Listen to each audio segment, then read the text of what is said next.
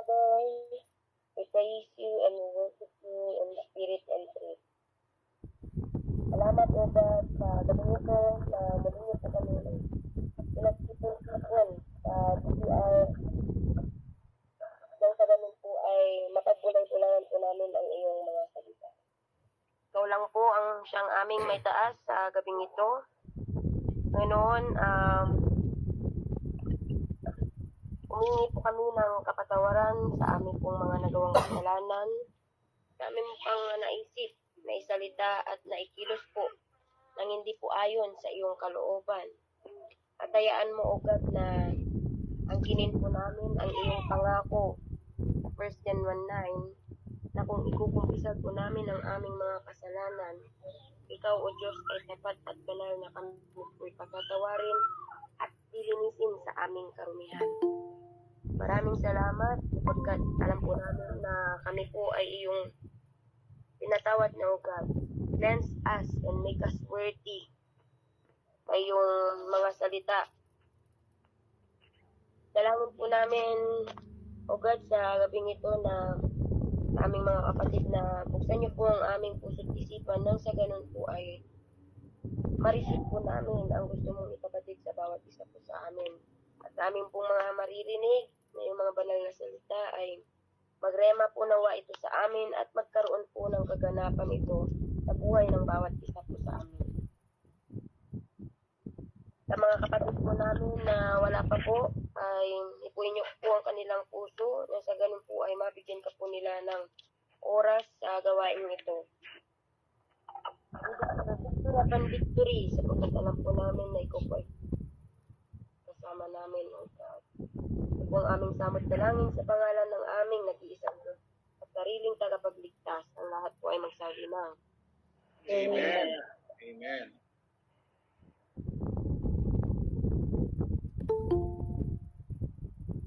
Gawa chapter 21.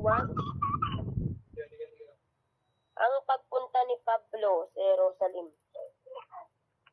Pagkatapos naming magpaalam sa kanila, kami naglakbay papuntang Kos. Kinabukasan, dumating kami sa Rodas at mula rooy nagpatuloy kami sa Patara. Tinatnan namin doon ang isang barkong papuntang Phoenicia, kaya't lumipat kami sa nasabing sasakyan. Dumaan kami sa tapat ng Cyprus na natatanaw sa gawing kaliwa. Nagpatuloy kami papuntang Syria, ngunit huminto muna sa Tiro ang barko sapagkat magbababa roon ng kargamento. Hinahanap namin ang mga alagad na naroon at nakituloy kami sa kanila sa loob ng 7 araw. Sa patnubay ng Espiritu, sinabi nila kay Pablo na huwag pumunta sa Jerusalem. Nang dumating ang araw na aming pag-alis, nagpatuloy kami sa paglalakbay. Kami ay inihatid nilang lahat kasama ang kanilang mga asawa at mga anak hanggang sa labas ng lungsod. Pagdating sa tabing dagat, lumuhod kaming lahat at nalalangin. Pagkatapos naming magpaalam, sumakay na kami sa barko at sila'y nagsiuwi na. Mula sa Tiro, nagpatuloy kami sa paglalakbay at nakarating kami sa Tolimaida. Kinamusta namin ang mga kapatid at tumigil kami doon ng isang araw. Kinabukasan, tumuloy kami sa Cesarea, sa bahay ng Ebanghelistang si Felipe, isa sa 7 lalaking hinirang noong una sa Jerusalem. Siya ay may 4 na anak na dalaga na pawang mga propeta. Makalipas ang ilang araw, dumating mula sa Judea ang isang propetang ang pangalan Agabo. Inuntahan niya kami, kinuha ang pamigtis ni Pablo at kinapos ang sariling paa at kamay. Sinabi niya, ito ang sabi ng Espiritu Santo.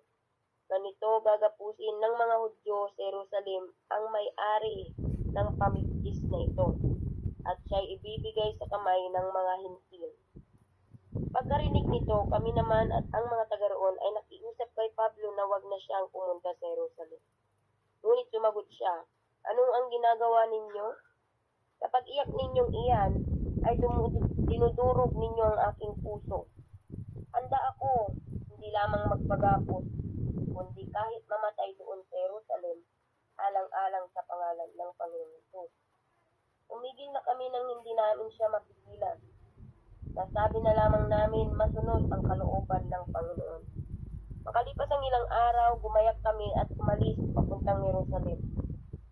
Sumama sa amin ang ilan mga alagad na taga-Caesarea at dinala nila kami sa bahay ni Mnason na taga-Cyprus, kung saan kami makikituloy. Si Mnason ay matagal nang mananampalataya. Ang pagdalaw ni Pablo kay Santiago, verse 17. Pagdating sa Jerusalem, malugod kaming tinanggap ng mga kapatid. Kinabukasan kami ni na Pablo ay nakipagkita kay Santiago. Naroon din ang mga matatandang pinuno ng iglesia. Hinati ni Pablo ang mga raroon at iisa-isa niyang kinalaysay ang mga bagay na ginawa ng Diyos sa mga hintil sa pamamagitan ng kanyang paglilingkod. Nang marinig nila ito, sila'y nagpuri sa Diyos at kanilang sinabi kay Pablo, "Alam mo kapatid, may ilang libo na mga Hudyong nananalig kay Jesus, at silang lahat ay masigasig sa pagtupad ng kautusan. May nakapagbalita sa kanila na itinuturo mo raw sa lahat ng Hudyong naninirahan sa mga bansang hintil na tumalikod sa katuruan ni Moises. At sinabi mo raw na wag na nilang tuliin ang kanilang mga anak, ni sundin ang kaugalian ng mga Hudyo. Ano ngayon ang nararapat nating gawin? Iyak na balitaan nilang dumating ka. Ito ang gawin mo. Mayroon ditong 4 na lalaking may panata. Sapa mo sila at tuparin ninyo ang paglilinis, ayon sa kautusan. Ikaw na ang bahala sa magagastos, at nang sa gayon ay mapaahitan na nila ang kanilang ulo. Sa ganitong paraay, malalaman ng lahat na hindi totoo ang balita tungkol sa iyo, kundi sumusunod ka pa rin sa kautusan ni Moises. Tungkol naman sa mga mananampalatayang hintil, nagpadala na kami ng liham sa kanila, kung saan sinabi namin ang aming pasya. Sinabi namin huwag silang kakain ng anumang inihandog sa Diyos-Diyosan, huwag kakain ng dugo at ng hayop na binikti, at huwag makikiapid. Kinabukasan, tinama nga ni Pablo ang mga lalaki at pinagawa nila ang seremonya ng paglilinis. Matapos siya pumasok sa templo at ipinagbigay alam kung kailan matatapos ang tatlang panahon ng paglilinis upang mayalay ang handog para sa bawat isa sa kanila. Ang pagdakip kay Pablo. Nang matatapos na ang takdang 7 araw, si Pablo ay nakita sa templo ng ilang Hudyong taga-Asya. Tinunggapan nila si Pablo at inudyukan ng mga tao. "Mga kababayan, tulungan ninyo kami," sigaw nila. Ang taong ito ang magtuturo sa lahat saan man siya makarating ng mga bagay laban sa bansang Israel, laban sa kautusan ni Moses, at laban sa templong ito. Bukod pa diyan, nagsama pa siya ng mga hintil sa loob ng templo at nilapastangan niya ang banal na lugar na ito. Ganoon ang sinabi nila sapagkat nakita nilang kasama ni Pablo sa lungsod ni Trofimo, ang taga-Efeso. Inakala nilang sinama siya ni Pablo sa loob ng templo. Nagulo ang buong lungsod at dumagsang mga taong bayan.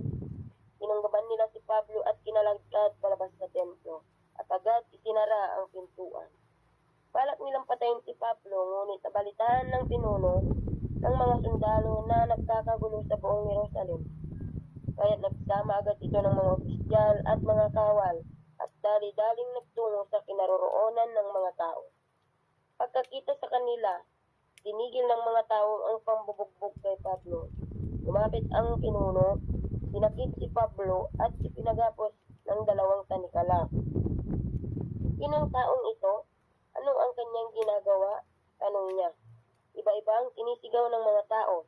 Dahil sa sobrang gulo ng mga tao, hindi maunawaan ng pinuno kung ano talaga ang nangyari. Kaya't ipinadala niya si Pablo sa impilan. Pagdating nila sa hagdanan, si Pablo ay binuhat na ng mga kawal sapagkat naging marahas ang mga tao na sumusunod sa kanila at sumisigaw, "Patayin siya!" Purihin po ang pagkabasa sa salita ng Diyos. Amen po, purihin po ang pagkakabasa. So, punta na po tayo sa hukom. Chapter 16, you may go ahead, Ate Jennifer.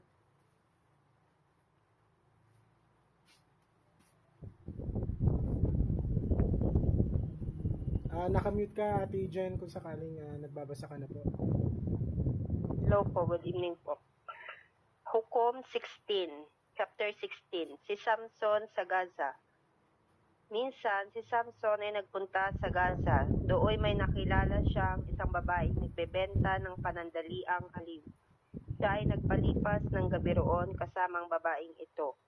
Nalaman ng mga Filisteo na siya ay naroon, kaya pinaligiran nila ang lugar na iyon at magdabag na nagbantay sa pasukan ng lungsod. Pinasya nilang magbantay hanggang umaga upang tiyak na mapatay nila si Samson. Ngunit ng hating gabi na pumunta sa pintuang bayan si Samson. Inalis ang mga pangharang, poste tarangka. Pinasan niya ang mga ito at dinala sa ibabaw ng gulod sa tapat ng Hebron. Sina Samson at Delilah. Verse 4. Pagkatapos nito ay umibig naman si Samson sa isang dalagang nakatira sa libis ng Sorek.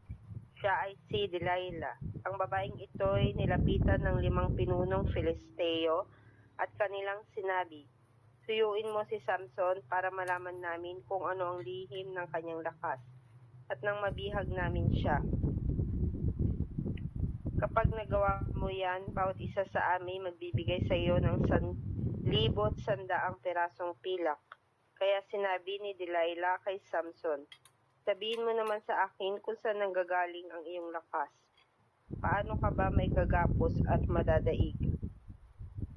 Tumagot si Samson, "Kapag ako ay ginapos ng 7 sariwang yantok, manghihina ako gaya ng karaniwang tao." Sinabi ito ni Delilah sa mga pinunong Filisteo at siya ay binigyan nila ng 7 sariwang yantok na igagapos kay Samson.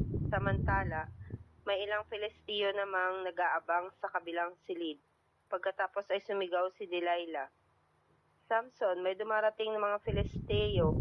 Ang yantok na iginapos kay Samson ay nilagot nito na para lamang nasusunog na sinulid. Kaya hindi nila nalaman ang lihim ng kanyang lakas. Dahil dito, sinabi ni Delilah, "Niloloko mo lang pala ako, kasinungalingan lang ang sinasabi mo sa akin. Sabihin mo naman sa akin kung paano ka talaga may gagapos." Kaya sinabi ni Samson, "Kapag ako'y ginapos ng bagong lubid na hindi pa nagagamit, manghihina ako gaya ng karaniwang tao." Kumuha si Delilah ng bagong lubid at ginapos si Samson. Pagkatapos ay sumigaw siya, "Samson, may dumarating na mga Filisteo." Samantala may mga lalaking nag-aabang sa kabilang silid. Ngunit ang gapos ni Samson ay nilagot niya na para lamang sinulid. Kaya sinabi uli ni Delilah kay Samson, "Hanggang ngayon niloloko mo ako at hindi ka nagsasabi ng totoo. Sabihin mo naman sa akin kung paano ka magagapos." Sinabi ni Samson, "Kapag pinag-isa mo ang 7 tirintas ng aking buhok, sakay pinulupot sa isang tulos, manghihina na ako at magiging katulad ng karaniwang tao." Kaya pinatulog ni Delilah si Samson at pinag-isa ang 7 tirintas nito. Pagkatapos, ipinulupot niya ito sa isang tulos saka sumigaw, "Samson, may dumarating na mga Filisteo." Ngunit siya ay gumising at dali-daling kinalas sa tulos ang kanyang buhok. Kaya't sinabi sa kanya ni Delilah, "Ang sabi mo ay mahal mo ako, hindi pala totoo. 3 beses mo na akong niloloko. Bakit ayaw mong sabihin sa akin ang lihim ng iyong lakas?" Araw-araw ay iyon ang inuulit niya kay Samson hanggang sa mainis ito. Kaya sinabi na niya ang totoo, "Alam mo, mula sa pagkabata ay inilaan na ako sa Diyos bilang isang Nazareo. Ni minsan, hindi pa nasasayaran ng panggupit ang aking buhok. Kaya kapag naputol ang aking buhok, hihina akong tulad ng karaniwang tao." Nabatid ni Delilah na nagsasabi na ng totoo si Samson. Kaya pinatawag niya ang mga haring Filisteo. Pinasabi niyang nagtapat na si Samson, kaya maaari na silang magbalik sa Sorek. Nagbalik nga roon ang mga pinuno, dala ang perang ibabayad kay Delilah. Si Samson naman ay pinatulog ni Delilah sa kanyang kandungan. Nang ito'y mahimbing na, tumawag siya ng isang tao at ginupit ang 7 tirintas ng buhok ni Samson.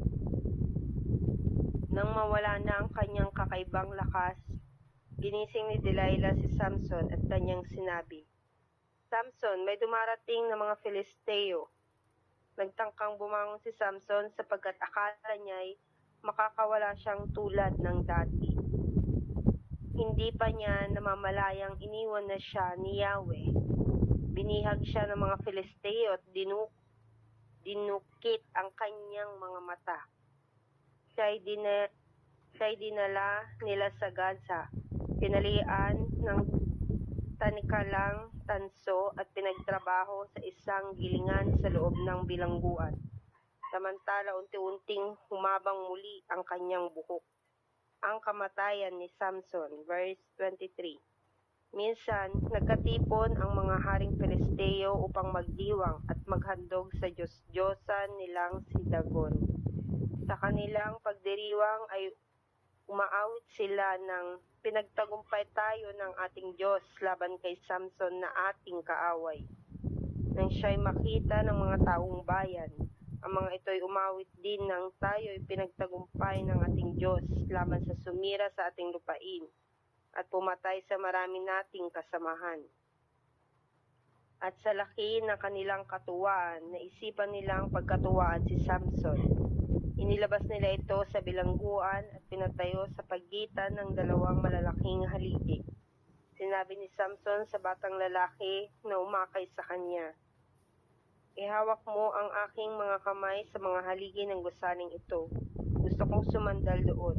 Ang gusali napakasikip dahil sa dami ng tao, babae at lalaki, lahat-lahat ay may 3,000. Naroon din ang mga haring Filisteo. Masaya nilang pinagkakatuwaan si Samson at nanalangin si Samson. "Panginoong Yahweh, mahabag kayo sa akin. Sinasamo kong minsan pa ninyo akong palakasin, upang sa pagkakataong ito'y makaganti ako sa mga Filisteo sa pagdukot nila sa aking mata." Itinukod niya ang kanyang mga kamay sa 2 haligi sa gitna ng gusali at malakas na sinabi, "Mamamatay ako, ngunit sama-sama tayong mamamatay." Ibinuhos niya ang kanyang lakas at itinulak ang mga haligi. Gumuho ito at bagsakan ng mga pinuno at lahat ng Filisteyong naroon. Kaya ang napatay ni Samson sa oras ng kanyang kamatayan ay mas marami pa kaysa nung siya'y nabubuhay. Kinuha ng kanyang mga kapatid at mga kamag-anak ang bangkay ni Samson at inilibing sa puntod ng ama niyang si Manoah sa pagitan ng Zorah at Estaol. 20 taon siyang naging hukom at pinuno ng Israel. Purihin pong pagkabasa sa salita ng Diyos. Amen po, purihin po. Sige po, Ate Juliet, you may go ahead po sa Awit, chapter 42.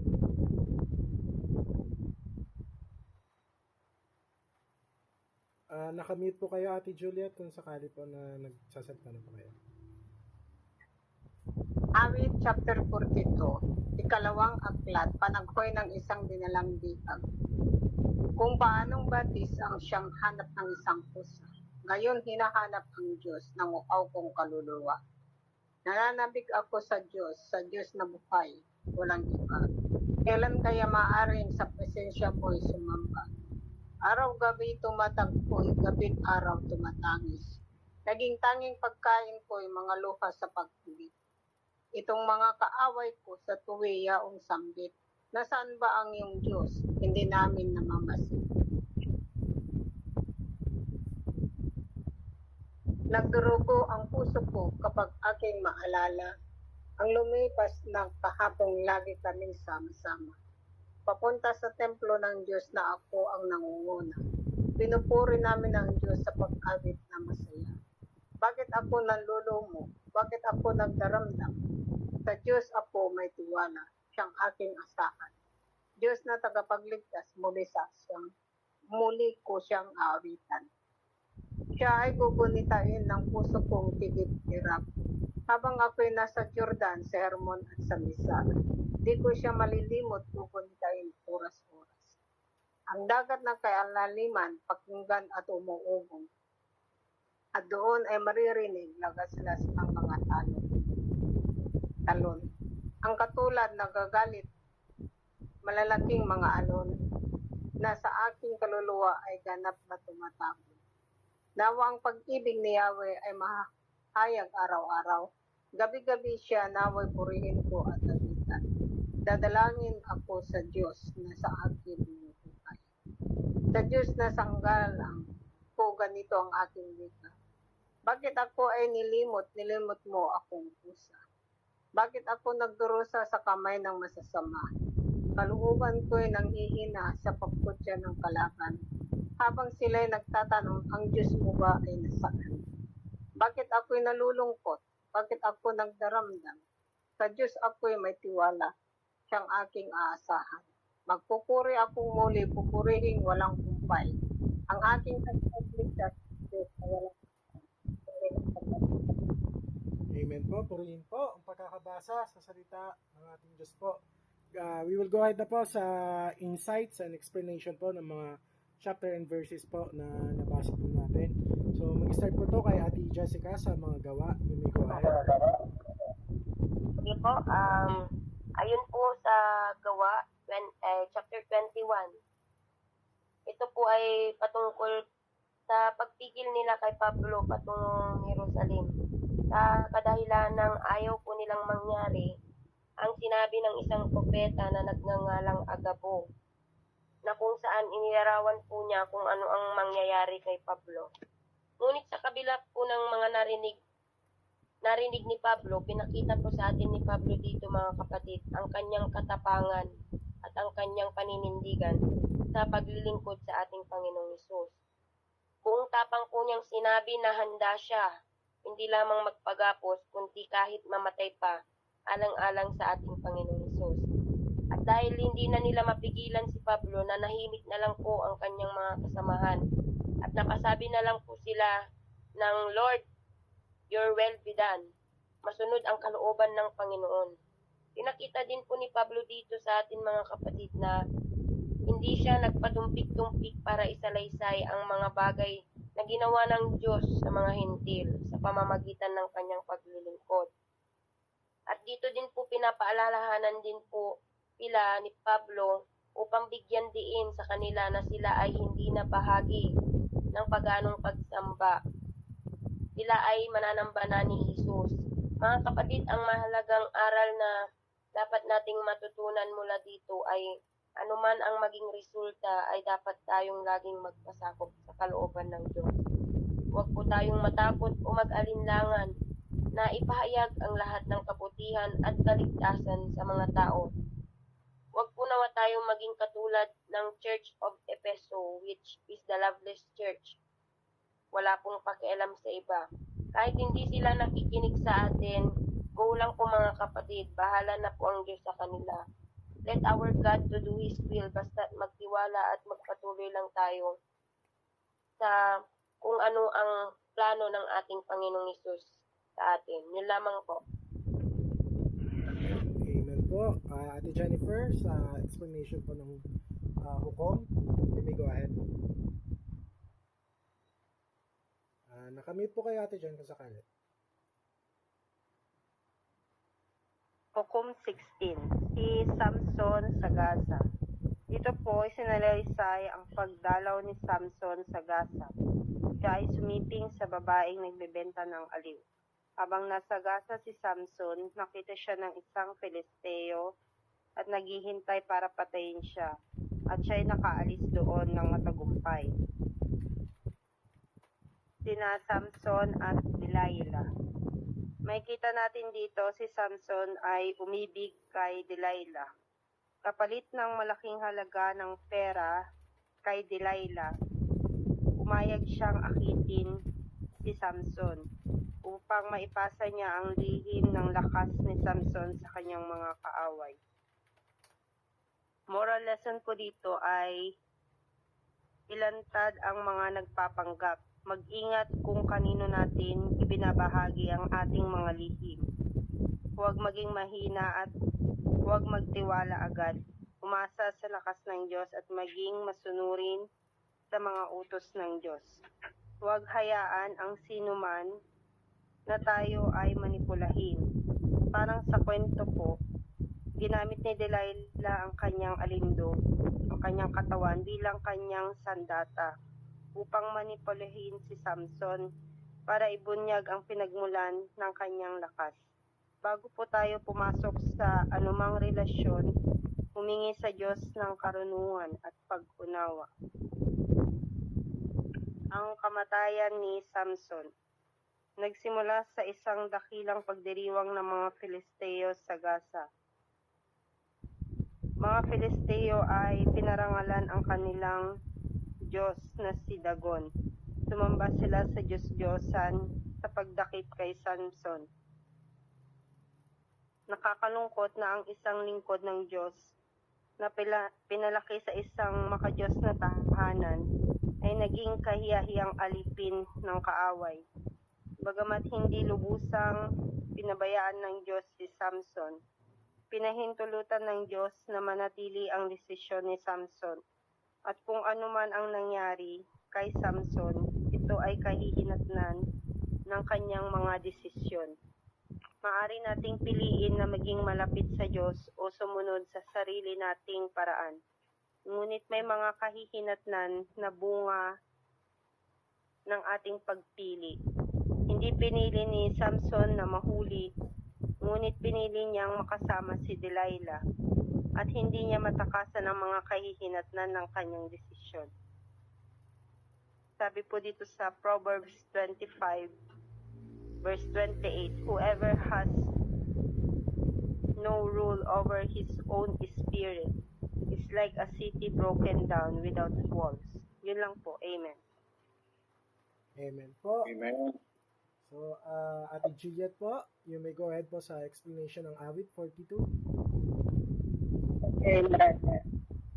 Ang pagkaintindi ko po sa awit chapter 42 ay parang isang pusa na nauuhaw.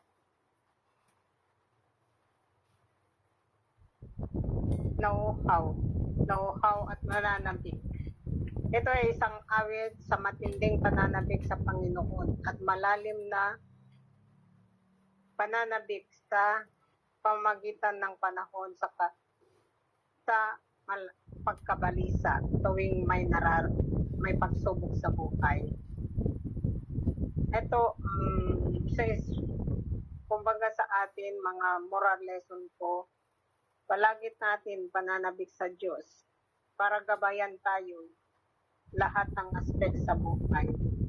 Sa pananabik ay nagpapanatili sa atin na malalahanin at pang-ugnay sa Diyos.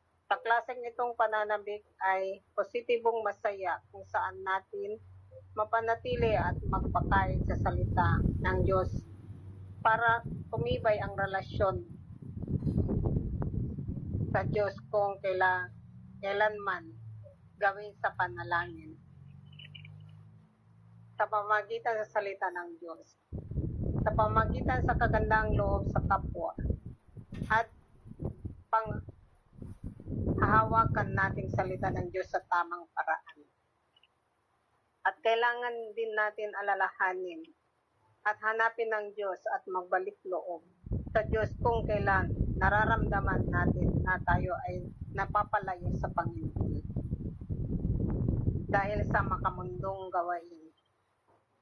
At nagpandaman natin tayo ay lumamig na sa Panginoon. At kung tayo ay magbalik at magsamba ulit sa Panginoon, ay kailangan may galak at saya sa ating puso para magsamba sa Diyos na si Hesus Kristo. Amen. Yun lamang po. Amen po. So, we will start na po yung sa additional mga insights and explanation po natin. So, magtasang po tayo. Pangunahan ko. Sige po, Pastor. Okay, gusto ko lang dugtungan yung kapaliwanagan ni Ate Juliet. Although maayos na yon, ang ibig ko sabihin, kompleto na yung paliwanag niya. Pero gusto ko lang emphasize ito na tulad ng mga psalmist, no, talagang nagkaroon sila ng intense desire to know God intimately.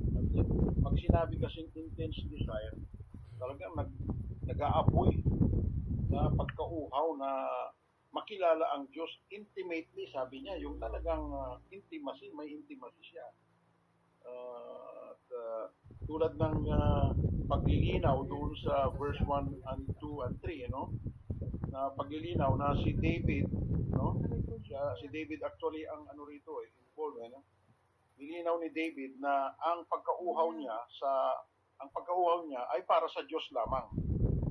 Yun ang insist dito, na he actually longs to know and rejoice in God alone. So, ang tanong po rito ay, tayo po ba, meron tayong pagkauhaw sa Panginoon? Meron po ba tayong compassion sa mga ginagawa natin para sa Diyos? At isa pang katanungan dito is, bakit kailangan po tayong mauhaw sa presensya ng Panginoon sa buhay natin? So, ito ay dahil sa naniniwala po tayo na ang Diyos lamang ang pinagmumulan ng ating buhay. Siya lamang ang pinagmumulan ng lahat ng ating mga pangangailangan. Even despite the problems, trials, difficulties, and everything that we encounter in this world, tanging sa Diyos lamang ang katugunan. No? Kaya dapat tayo ay talagang mauhaw sa presensya ng Panginoon. At tandaan po natin, isa rin yan sa pinagmumulan ng ating buhay at kalayaan, yung freedom natin. Kaya dapat po nating malaman na ang makakapagbigay ng natawag nating contentment o satisfaction sa ating buhay sa kabila ng mga dinaranas natin, problema, pagsubok o kahirapan, ay siya lamang ang makakapagbigay ng katugunan. At siya lamang ang makapagbibigay ng pag-asa. No? So, yun ang pinakamaganda rito Wala nang ibang pwedeng panggalingan ng ating buhay, ng lahat ng katugunan ng ating ginagawa dito sa ibabaw ng mundo, lalo't-lalo tayo ay naglilingkod para sa Kanya lamang, ay kundi ang sa Panginoon lamang talaga nagagaling. Kaya yung mga psalmist, nandoon talaga yung intense desire nila, nag-aapoy na desire, pagnanasa na makilala ang Diyos ng masinsinan, intimate, yung talagang malapitan ng buong puso, buong kaluluwa, buong lakas. So, nawa, ganun din po tayo, that we are continually seeking God with all our hearts, with all our soul, and with all our mind and strength, At nandun yung laging mayroon tayong intimacy sa Kanya. When we say intimacy, ibig sabihin, ginagawa natin kung ano yung nasa kalooban niya. At hindi tayo sumusuway doon sa mga bagay na sa mga alituntunin niya. So, bagamat minsan nagkakamali tayo, but then we are always available na talagang tayo nagre-repent.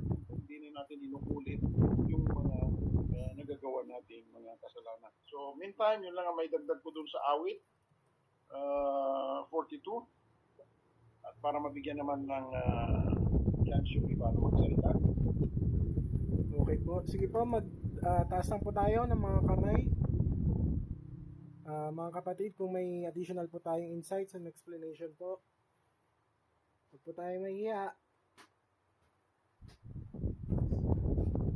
Sige, na-idle tayo So, gusto kong tuloy-tuloy sana tayo, Sige, magdagdag pa uli ako dun sa Hukom 15, At nawa, habang ako'y nagdaragdag, sikapin din po natin na magbigay ng mga karagdagang insights. Nabanggit kanina ron yung mga bagay. Ang ganda kasi nung lesson na binigay doon yung sikretong bagay na kailangan maging maingat tayo, sabi nga kanina ni Ate Jennifer na ano ako doon na-struck ako doon, Kasi tama lang naman talaga any secret things, Especially yung mga personal matters natin. Sabi ko natin, tayong mga Kristiyano, ay kailangan maging maingat po tayo talaga sa pagbigkas o pagbukas ng ating mga labi. At in case we need assistance or counseling, huwag po tayong magkakamali na lumapit lamang tayo sa mga men of God. Never po tayong lumapit sa mga unbelievers. Kasi kahit na kamag-anak mo yan, kahit kaibigan mo yan, kung wala siyang pananampalataya sa Panginoon, wala siya pang tamang relasyon sa Panginoon, eh, maaaring mamarites lang yan. Yun yung gusto ko. May siwalat pa yan. No? So, maging maingat po tayo. And even, minsan hindi natin maiwasan, ano? Minsan dahil sa bugso ng ating damdamin, especially pag sa service, during the service time, yung mga testimony portion o kahit sa mga preaching, no? Tayong lahat na tumatayo, no? Maging maingat tayo to announce our personal matters. Kasi hindi naman lahat ng bagay kailangan i-announce natin, especially kung ito ay involved o kasiraan ng mga mahal sa buhay natin. Kasi hindi naman maganda na nagbibigay tayo ng mga insights na akala natin maganda, pero kasiraan naman pala ito ng mga mahal natin sa buhay. So, which is unfair naman po yun, ano? So, yun lamang po. Maganda yung insights na binigay kanina na talagang kailangan maging maingat po tayo. Huwag tayong padala sa ating mga emosyon. Masabi lang natin na ganito, hindi naman natin nakikita na kasiraan pala ito ng iba. Okay? So, yun lamang po. Okay po. Ako po, Pastor, dun sa may additional po ako kay Samsung at saka kay Delilah po. So, yung aral po ng kwento na nabasa po kanina is natutunan natin ng malupit na kasakiman at pagiging sunod-sunuran po sa masasamang tao ay maaaring magdulot po ng malubhang kahirapan. Kagaya po nung nangyari kay Samson sa sobrang bulag niya po sa pag-ibig niya kay Delilah. Si Samson po sa kanyang kahinaan sa pag-ibig kay Delilah at pagtitiwala po sa kanya ay napinsala at naging biktima po siya ng kanyang sariling kamalian. So ipinakita po rito na ang kahinaan at pag-aaksaya po ng ating mga talento at biyaya ay maaaring humantong po sa ating pagkawasak. So ano po yung moral dito? Sa kabila po ng kahinaan at pagkukulang po ng tao, ang Diyos po ay may kakayahan na magbigay po ng pag-asa at pagpapatawad. Gaya po kay Samson na nanalangin po siya na muli bigyan po siya ng sapat na lakas.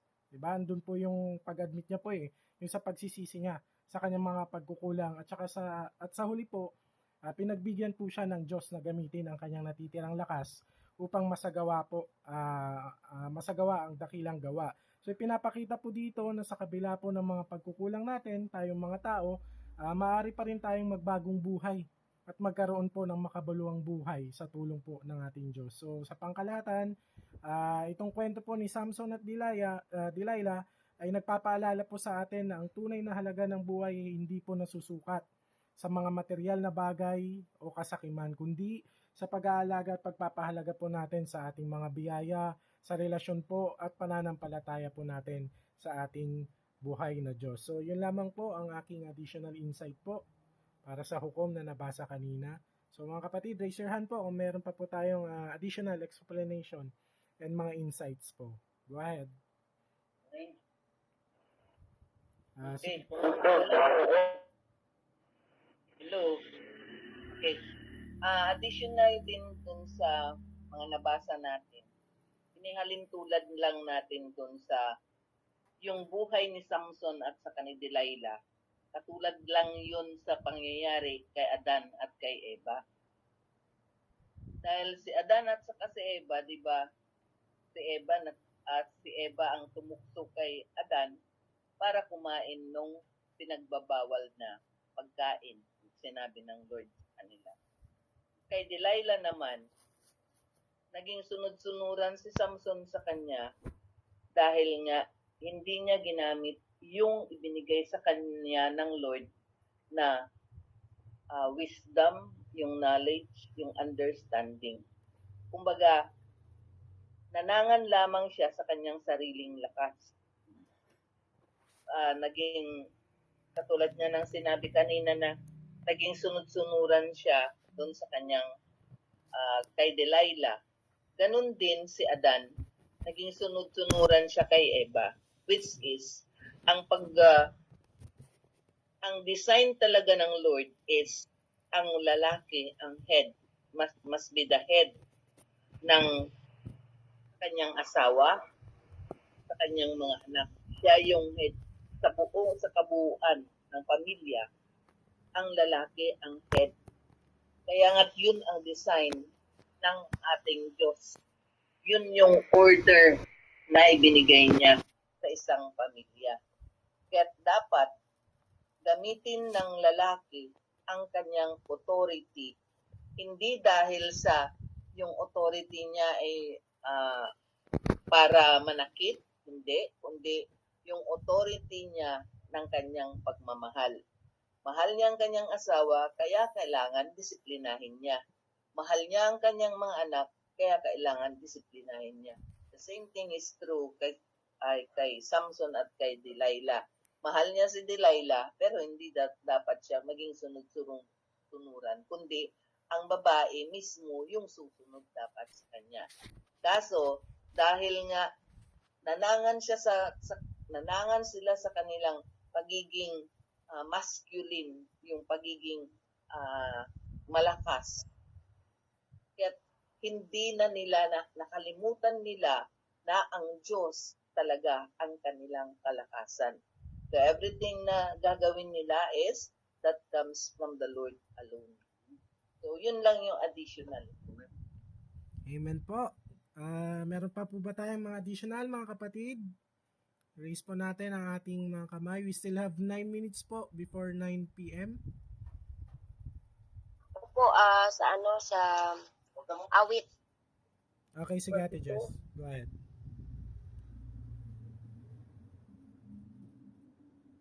If you are physically and emotionally tired, it's okay to step back and rest. If you are spiritually drained or experiencing faith fatigue, it's okay to get yourself refreshed. Take a pause, spend time with God, and let His Spirit remind you of every promises God has for you.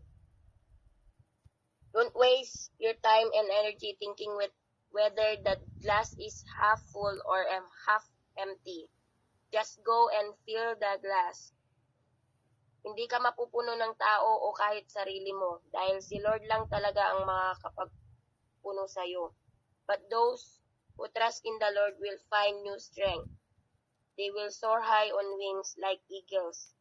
They will run, not grow weary. They will walk and not faint. Sabi po dun sa Isaiah 40, verse 31.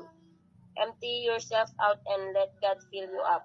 God fills and God recharge and God restore us. Yun nga po about sa uhaw, mga kapatid. Kung ikaw ay isang uhaw, sabi nga po dun, at kung ang kaluluha po natin ay tuyo, kung tayo po ay nalulumbay, lumapit po tayo kay Jesus. At talalaanin po ang lahat ng mga kamamanghang bagay na ginawa ni Kristo. Kung paano po niya tinalo ang kasalanan at kamatayan sa cross at bumangon upang bigyan po tayo ng bagong buhay.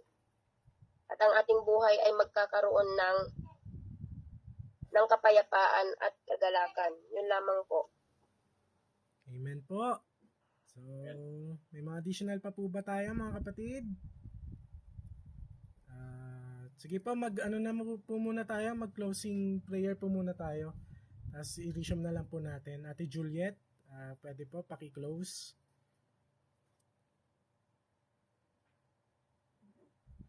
Nakamute po kay Ate Juliet.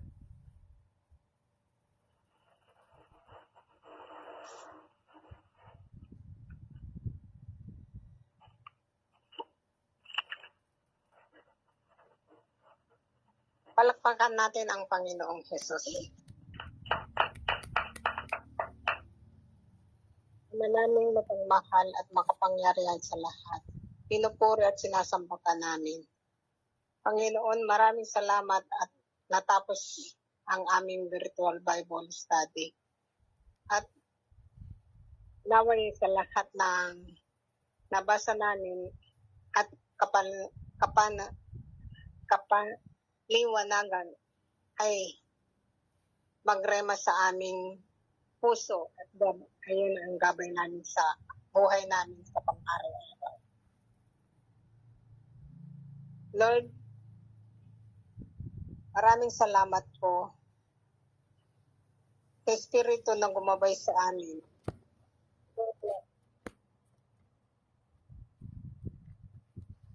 At yung karunungan na binigay mo sa amin. Ito. At sa pansamantalang pag-iwalay na ay gabayan sa bawat isa. Pagbigyan mo kami ng kapayapaan at kapahingahan sa ating pagtulong. At kami gigising. This is our prayer in Jesus' name, Almighty. Amen. Amen. Po. Amen. Sige po. In additional po, bago po tayo mag picture taking, ano po, kung meron pa po tayo, raise lang po natin hands natin mga kapatid. Si Brother Jess, kung may additional ka, Brother Jess. Okay na daw po. O sige, on na lang po natin yung mga camera natin, mga kapatid. Aha. Aha.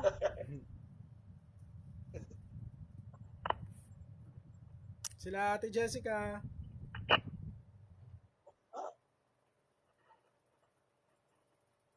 Yan po.